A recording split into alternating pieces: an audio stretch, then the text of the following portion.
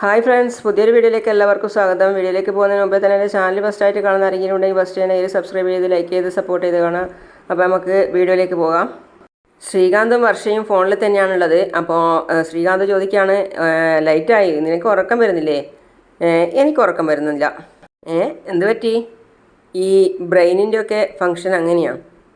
നമുക്കിഷ്ടപ്പെടുന്ന ആളോട് എത്ര സമയം വേണമെങ്കിലും സംസാരിച്ചുകൊണ്ടിരിക്കാൻ പറ്റും. അടുക്കില്ല, ഉറക്കവും വരില്ല. അങ്ങനെയാണോ? നിനക്കുറക്കം വരുന്നുണ്ടോ?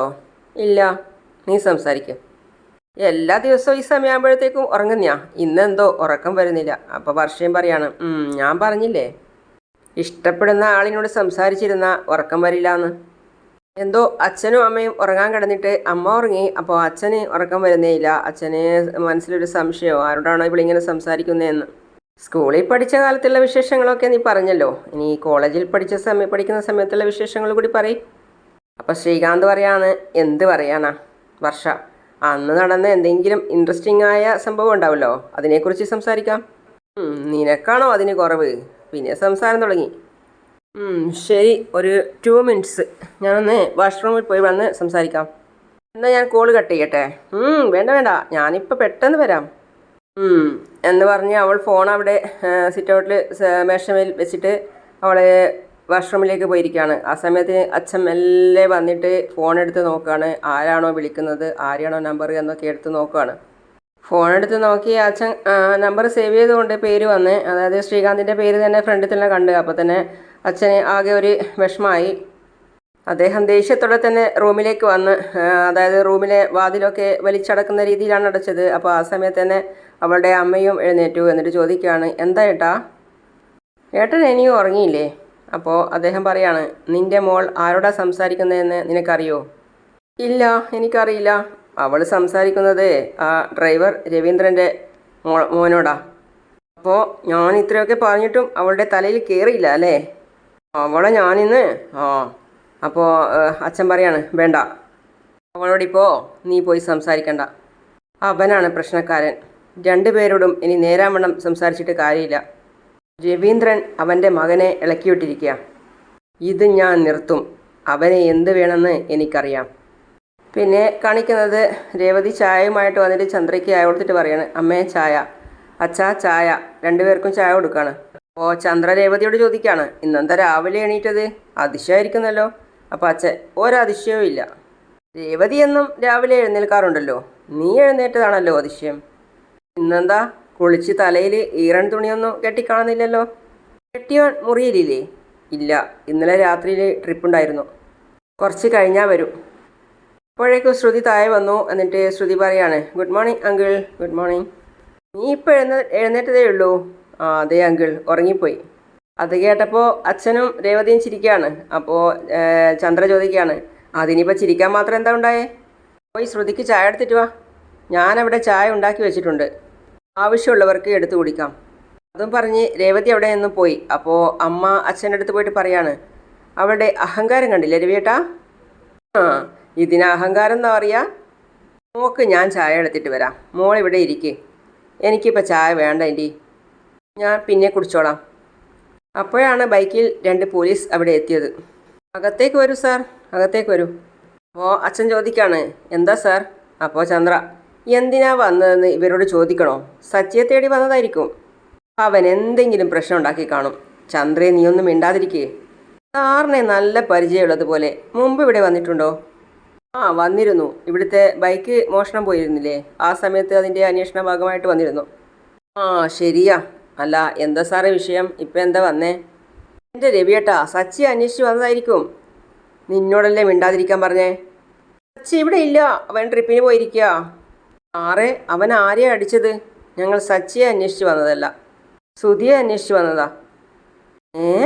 അപ്പോൾ ശ്രുതി ചോദിക്കുകയാണ്, ശ്രുതിയെ അന്വേഷിച്ച് വന്നതോ? എന്തിനി? അദ്ദേഹത്തെ ഒന്ന് വിളിക്ക്. ശ്രുതി വിളിക്കാണ് മുകളിലേക്ക് നോക്കിയിട്ട്, ശ്രുതി, ശ്രുതി. ശ്രുതി താഴെ വന്നിട്ട് ചോദിക്കുകയാണ്, എന്താ ശ്രുതി? ശ്രുതി ചോദിക്കുകയാണ്, എന്താ അമ്മേ, പോലീസൊക്കെ വന്നിനി? സച്ചി വീണ്ടും വല്ല പ്രശ്നം ഉണ്ടാക്കിയോ? അച്ഛൻ പറയാണ്, നിന്നെ അന്വേഷിച്ച് ഇവർ വന്നേ. നീ എന്താ ചെയ്തേ? എന്നെ അന്വേഷിച്ചോ? എന്താ സാർ പ്രശ്നം? നിങ്ങളൊരു പെണ്ണിൻ്റെ പേരിൽ ചീറ്റിംഗ് കേസ് കൊടുത്തിരുന്നില്ലേ? അതെ, കൊടുത്തിരുന്നു. അവളെന്നെ പറ്റിച്ചു. എൻ്റെ 50 ലക്ഷമായിട്ടാണ് അവൾ കടന്നു കളഞ്ഞത്. കേസ് എന്തായി എന്ന് അന്വേഷിക്കാൻ ഞാൻ സ്റ്റേഷനിലേക്ക് വരാനിരിക്കുകയായിരുന്നു. അവളിപ്പോൾ എവിടെയുണ്ട്? അവളെ കണ്ടെത്തിയോ സാറേ? എനിക്ക് എൻ്റെ കാശ് തിരികെ കിട്ടണം. അച്ഛൻ്റെ കാശ് തിരികെ കിട്ടണം എന്ന് പറയടാ. അപ്പോൾ അമ്മ പറയാണ്, ആരുടെ കാശെങ്കിലും ആട്ടെ, അത് തിരികെ കിട്ടണം സാർ. അവളിപ്പോൾ എവിടെയുണ്ടെന്ന് ഒരു സൂചനയും കിട്ടിയിട്ടില്ല. ഞങ്ങളത് അന്വേഷിക്കുന്നുണ്ട്. അവളെക്കുറിച്ച് കൂടുതൽ ഡീറ്റെയിൽസ് ഞങ്ങൾക്ക് വേണം.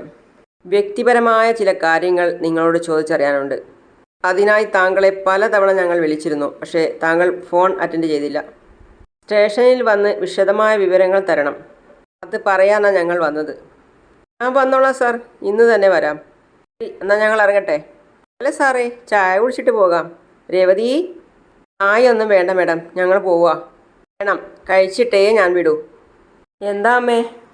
ഇവർക്ക് 2 ചായ എടുക്ക്, പെട്ടെന്ന് വേണം. അപ്പോൾ പോലീസ് ചോദിക്കുകയാണ്, ഈ കുട്ടി എന്താ ഇവിടെ? അതിന് മുമ്പേ എന്തൊക്കെ സംഭവങ്ങൾ ഉണ്ടായിട്ടുണ്ട്. ഞങ്ങളുടെ മരുമോളാ. മരുമോളോ? അപ്പോൾ ചന്ദ്ര ചോദിക്കുകയാണ്, സാറിന് ഇവളെ അറിയോ? അറിയാം. ഈ വീട്ടിലെ പയ്യൻ ശ്രമിച്ചത് കൊണ്ടാണ് ഇവളുടെ അനിയൻ ജയിലിൽ കിടക്കാതെ രക്ഷപ്പെട്ടത്. അപ്പോൾ ചന്ദ്ര പറയാണ്, മനസ്സിലായില്ല. അപ്പം നിങ്ങളൊന്നും അറിഞ്ഞില്ലേ? അന്ന് ഇവിടുത്തെ ബൈക്ക് മോഷ്ടിച്ചത് ഇവളുടെ അനിയനാ. എല്ലാവരും ഒന്ന് ഞെട്ടി. അപ്പോൾ ശ്രുതി പറയാണ്, അപ്പോൾ സച്ചിയുടെ ബൈക്ക് മോഷ്ടിച്ചത് ഇവളുടെ അനിയനായിരുന്നു അല്ലേ? അതെ, സച്ചി ക്ഷമിച്ചത് കൊണ്ടാണ് ഇവളുടെ അനിയനെ വെറുതെ വിട്ടത്. പാവങ്ങളാ, ഇവള് നല്ല കുട്ടിയാ. ഇങ്ങനെ സുഖമായിരിക്കുന്നോ? ശരി, എന്നാ ഞങ്ങൾ പോട്ടെ. അല്ല, ചായ കുടിച്ചിട്ട്? വേണ്ട, ചായ വേണ്ട. ശ്രുതിയോട് പറയാണ്, സ്റ്റേഷനിൽ വന്നേക്കണം. ആ ശരി സാർ. ചന്ദ്രയ്ക്ക് ഒരു വിഷയം കൂടി കിട്ടി, അതായത് രേവതിയെ ക്രൂശിക്കാൻ. എല്ലാവരും രേവതിയെ മാറി മാറി നോക്കുവാണ്. ശ്രുതിയോ ചന്ദ്രയും അച്ഛനും ഒക്കെ. അവൾ പിന്നെ അടുക്കളയിലേക്ക് പോവുമായിരുന്നു. അപ്പോൾ ചന്ദ്ര പറയാണ്, നിക്കടി അവിടെ. എന്നിട്ട് അടുത്ത് വന്ന് കളിയാക്കി പറയാണ്, എങ്ങോട്ട് പോകുന്നു? ഇവിടെ നിൽക്ക്. കൊള്ളാം. അപ്പം നിങ്ങളുടെ കുടുംബം മോഷണ കുടുംബമാണല്ലേ? അമ്മേ, ചന്ദ്ര എന്താ ഇത്? ഞാൻ പറഞ്ഞതിൽ എന്താ തെറ്റ്? പോലീസുകാർ വന്ന് പറഞ്ഞത് നിങ്ങളും കേട്ടതല്ലേ? അച്ചിയുടെ ബൈക്ക് മോഷ്ടിച്ചത് ഇവളുടെ അനിയനാ. കൊള്ളാം, നിങ്ങൾ തേടി പിടിച്ച് ഇവളെ കൊണ്ടുവന്നത് നല്ല കുടുംബത്തിൽ നിന്ന് തന്നെയാണ്. നിങ്ങൾ പൂവിക്കുന്ന കുടുംബമാണെന്നല്ലേ പറഞ്ഞതടി? ഇങ്ങനെ ഒരു സൈഡ് ബിസിനസ് ഉണ്ടെന്ന് ആരും പറഞ്ഞില്ലല്ലോ. ഇല്ല അമ്മേ, അത് അന്ന് അങ്ങനെയൊന്നും നടന്നിട്ടില്ല എന്നാണോ പറയാൻ വരുന്നത്? പോലീസ് പറഞ്ഞത് സത്യ. എന്നാ ശ്രുതി നോക്കി ചിരിക്കുക. എന്നാ സത്യാണെന്ന് നീ തന്നെയല്ലേ പറഞ്ഞത്? രേവതി, എന്തൊക്കെ ഞാനീ കേൾക്കുന്നേ? അച്ഛാ, അത് അവൻ അറിഞ്ഞുകൊണ്ട് ചെയ്തതല്ല.